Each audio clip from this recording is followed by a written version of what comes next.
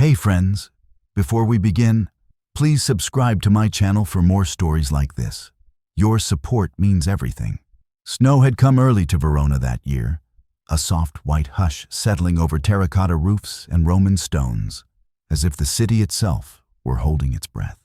I stood on the Ponte Pietra, watching the Adige crawl beneath the ice-laced banks, thinking of my daughter, Sophia, and the empty room she would wake up in on Christmas morning. Family is supposed to mean warmth. Ours had turned cold long before winter. I grew up in a house where silence was currency. My father ruled with ledgers and glances, my mother with patience worn thin. When I married Luca Bellini, I thought I'd escaped that quiet cruelty. The Bellinis were loud, successful, respected, wine distributors with a villa outside Valpolicella and opinions about everything, especially me.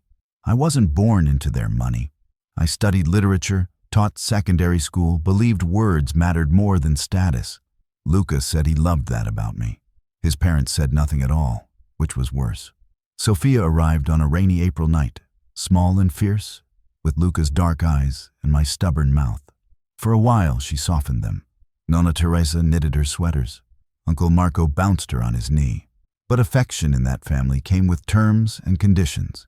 Invisible clauses waiting to be enforced. The year Sophia turned 12, Luca died on the A4 outside Brescia, crushed between a lorry and the guardrail. The police said it was quick. I didn't believe them. Grief has a way of stretching seconds into eternities. After the funeral, the Bellinis closed ranks. Meetings happened without me. Decisions were announced, never discussed.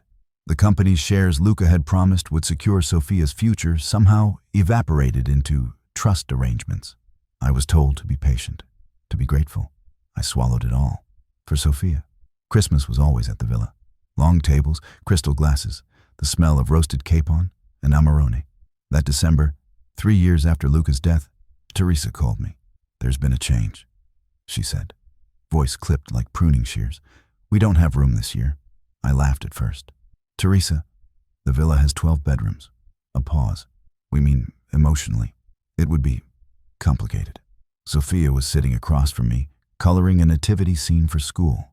She looked up, hopeful, and then confused as my face drained of warmth. "Is Nonna sick?" she asked. "No," I said, forcing a smile. "Just busy. They said Sophia could come another time, after the holidays, when things were calmer, when Marco's new wife felt more settled, when grief, mine, was less inconvenient." I hung up and stared at the wall until it felt like it was staring back.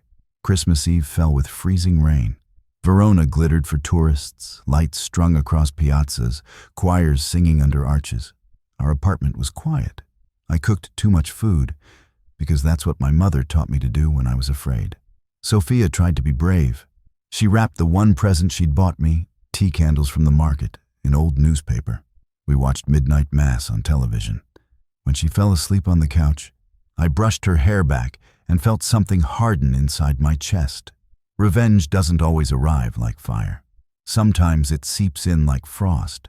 The letter had been forming in my head for years, shaped by overheard conversations, misplaced documents, Luca's late-night confessions when he thought I was asleep. I'd never intended to use it. Words can destroy as much as they heal. I wrote through the night, longhand, my pen steady despite the tremor in my hands. I wrote about the offshore accounts Marco controlled, about the silent partner Teresa never mentioned, my father-in-law's brother, convicted years ago for fraud, his name scrubbed clean by family money. I wrote about Luca's death, the missing maintenance reports on company vehicles, the settlement paid quietly to a truck driver who'd been forced to exceed legal hours. Most of all, I wrote about Sophia, about how family is not a fortress you bar when it becomes inconvenient, but a fire you tend, especially when it burns low. At dawn, church bells rang. I sealed the envelope and addressed it to the Bellini villa. Inside, I placed copies, documents Luca had hidden behind bookshelves, photos taken on sleepless nights, truths they assumed I was too small, too polite to wield. Sophia woke as I pulled on my coat. "Where are you going?" she asked. "For a walk," I said, kissing her forehead. "I'll be back soon." The roads were empty, slick with ice. I slid the envelope through the wrought iron gate's mailbox and stood there a moment, breathing in the sharp scent of cypress and cold earth. They found it the next morning. Marco called first, his voice stripped of its usual confidence. Teresa followed, alternating between fury and pleading. Lawyers called, then journalists. By noon, the Bellini name was trending for all the wrong reasons. An audit was announced. Banks froze accounts. Old associates suddenly remembered things. The villa gates stayed closed, shutters drawn against a world that had finally learned what kind of family lived inside. Sophia and I spent that day walking along the river, sharing hot chocolate with too much cream. Snow fell in earnest, thick and forgiving. "Mom," she said quietly, "did I do something wrong?" I knelt in the slush, meeting her eyes. "No, Amori. You did nothing wrong. Sometimes adults fail. That's on them." The fallout was brutal. Marco resigned. Teresa retreated from society. The company survived, smaller and humbler, while forced into transparency it had avoided for decades. I was offered a settlement. Hush money, really. I refused most of it, accepted only what was legally Sophia's. Revenge didn't bring Luca back. It didn't erase lonely holidays or the way Sophia flinched when family was mentioned at school. But it drew a line. It said, "We exist, and we matter." The following Christmas, we invited friends, neighbors, anyone who needed a place. Our table was mismatched, our tree crooked. Laughter filled the rooms. As snow drifted past the windows, I realized the letter hadn't been about destroying them. It was about ending a silence that had lasted generations. And in that quiet, finally broken, my daughter was no longer alone.